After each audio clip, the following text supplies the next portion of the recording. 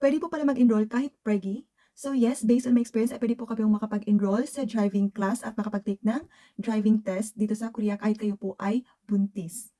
So I was 6 months pregnant nung nag-offer ng free driving class yung Damonwa Center or Multicultural Family Center, and then tinake ko yung opportunity. Nag-enroll ako sa driving class sa Damonwa, and of course pinaalam ko sa mga teachers na buntis ako, and then pumayag naman sila, nakapasok naman ako doon. So pumasok ako sa driving class na yon, so hanggang sa makapag-take ako ng written driving exam. So nakapasa ako sa written driving exam at nakatanggap ng certificate. Yung certificate na matatanggap nyo ay meron po siyang 1 year na validity. So after 1 year mag-expire na po siya, at kung hindi kayo nakakuha ng driver's license ay magte-take kayo ulit ng written. So at dahil meron ng expiration yung certificate ay tinuloy-tuloy ko na agad yung pag-aaral ng driving. So nag-proceed agad ako sa next step, which is yung pag-aaral ng actual driving, yung magda-drive ko talaga ng sasakyan. So nag-enroll ako sa Hagon, yun meron na yung bayad, medyo malaki-laki yung bayad.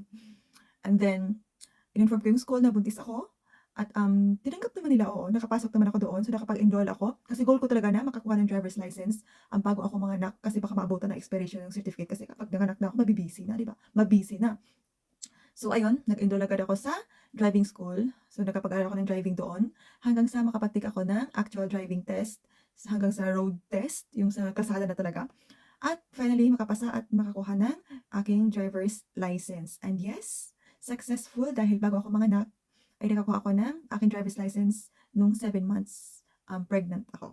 So yun yung steps na nagawa ko, at sana meron kayo natutunan. At kung meron kayong mga tanong or gusto niyo mga konting tips, mag-comment po kayo dyan sa baba, at pag-uusapan natin yan sa ating next na video. So ayan, thank you and bye-bye, annyeong!